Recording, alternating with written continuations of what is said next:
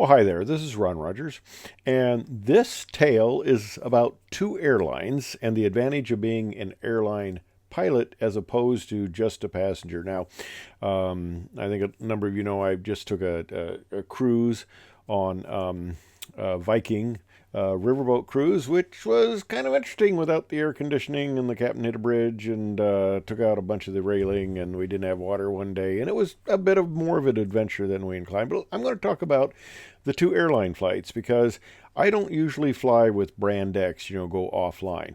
And I want to talk about what it's like to be a passenger, which you probably know, but I want to compare it to being the airline pilot, okay, aspect.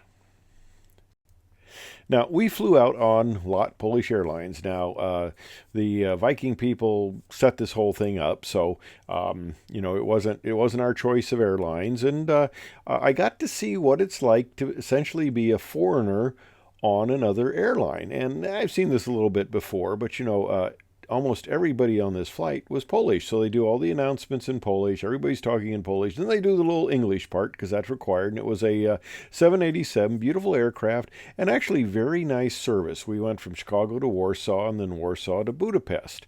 And that was very nice service out. And, even though we're in steerage and coach that, it was decent. They came around. I got several glasses of wine. They gave us plenty to eat. The meals were good. The seats were comfortable. It's a coach seat. You're not in first class, and God, I miss that. But it was decent. It was what I would expect for that, and very nice. Now, coming back.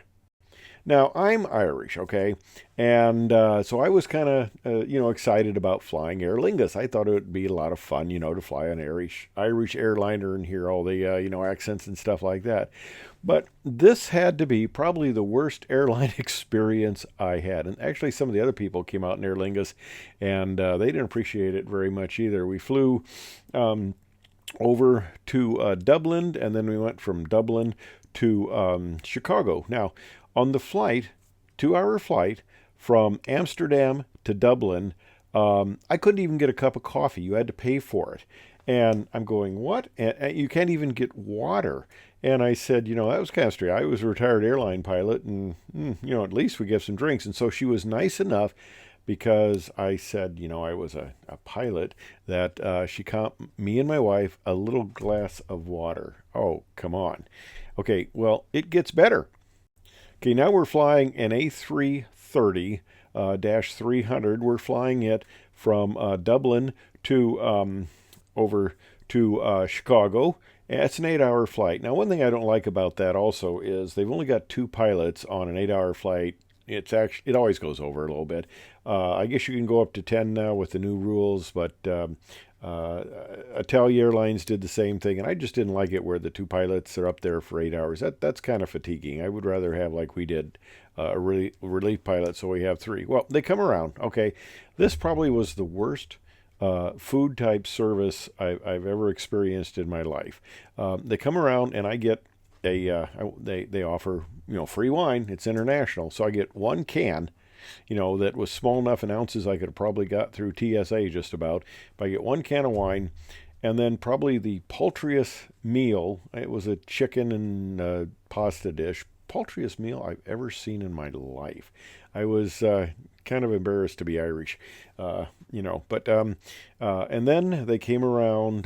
They gave us a little ice cream thing later, but they came around once during this flight and gave us some water. And okay, in the whole process of something to drink, I probably got half a liter of fluids at most. And for a long flight like that, that's not good. They were kind of getting everybody dehydrated, and I was really kind of unimpressed with that. They didn't come around much at all for service. It was minimal, and we were not doing adequate fluids. Now, okay, I am spoiled. I must admit it, I am spoiled. I mean, the days of walking right up to the airplane, now that I'm not, an active pilot, they're long gone.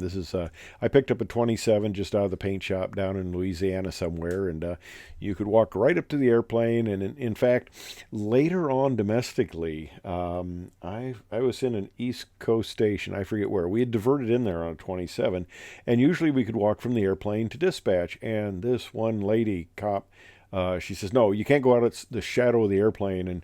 And I said, "Really?" And I said, "I've done it, I used to do this." And she said, "Well, since you're so nice, we won't arrest you." And I go, "Oh, come on," because I had walked across the ramp in full uniform, ID as a pilot. I am glad I'm retired. Let me tell you some of the crap going on now.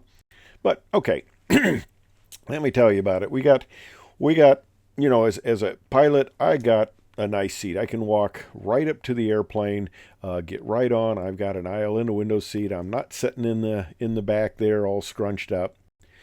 Usually we get, security is either for the crew members or we get our nice little lane, and we've got, at least in the U.S., you've got the known crew members, so you just show them your badge. They look at it and they go, "Okay, you're known. We know you. You can go right on through." And they only do random screenings of your bags and stuff now, so it's a pretty slick. But even at the airlines, we get through TSA pretty easily. Well, Amsterdam, I'd forgotten how big Amsterdam airport was, because usually when I flew out of there, and I flew out of there many times, the bus takes us to the employee security point. We go through that and we go right to ops, and then usually ops is very near the airplane. Now some airports, like in Singapore, you have to hike a bit, and Narita and stuff, there can be some walking, but it's not as bad typically, it seems, as for the passengers. And I'll tell you what this amounted to. And I go to Dublin, and I'm thinking, hey, Dublin, that's not a big airport. It's not going to take very long to get around, because we have to go from our flight in from Amsterdam to the one for Chicago. So we got some walking, but you got to go through customs, and then you got the nice thing, we got pre-cleared into Chicago. So when we parked at the American ramp, we were off the airplane. We didn't have to go through Chicago customs. So that part was nice. I appreciate that interline with American there and being pre-cleared. But the walk. Now let me tell you about the walk. Okay, here is my little summary. Okay, from the hotel in Amsterdam, we walk out into the van. We go get dropped off at the Amsterdam airport. We go through customs security and all this stuff. And it seems like we are just walking forever. It's like, where the heck are they keeping these airplanes? Okay. And then, we get through Amsterdam. Then we go, of course, connect in Dublin. And it is a big hike there also. And so this is just walking through the airport. Okay. It ends. I took this picture when we got in the Uber at Chicago O'Hare. And even the American terminal, of course, it's a 330, so we're out on the end. You're not in very close, and it was quite a hike there. Normally Chicago, in spite of its huge size, even if you come to the international terminal, it's not too bad. You come out, once you go through, sometimes you get the M247 gate and you have to walk quite a bit, but you come out through customs and then you get on the tram going over to the other terminals, and it's not quite as bad. You don't have to walk the entire distance, but here it was. Walk 3.43 miles, 8,000 steps, and this is just doing the airline coming back home. I wasn't trying to walk from Amsterdam to Chicago, but it almost looks like it. Although I know the mileage is a little bit longer than that, 3.43. But there was a lot of walking there. And a friend of mine, I told him about this. I go, "Man, I didn't remember those terminals being that big." And he goes, "Well, that's why it's called terminal, because if you're an old person," and I'm not old, but if you're an old person, it could be terminal on you. So that was kind of an experience, and we're doing all the time change in that, and I didn't remember jet lag being as bad as it was. But most of the time, we didn't actually, you went there and you didn't really get off your own time because you're only there for 24 hours. Going down the health club in Germany at 2 in the morning, it is very vacant. I had the place to myself, but that's the only advantage there. But so anyway.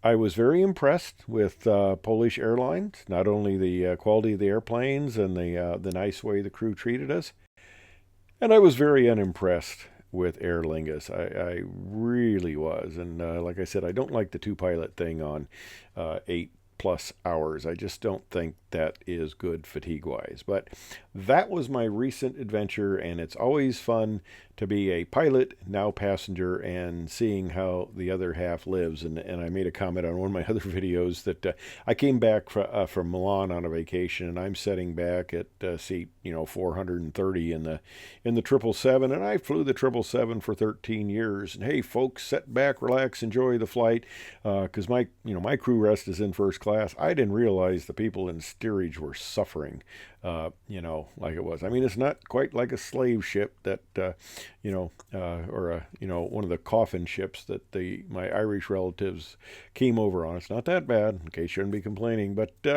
it was an experience to go from pilot to passenger. So anyway, hey, I hope you find that interesting, informative, reasonably non-fattening, and whatever. Thanks for watching.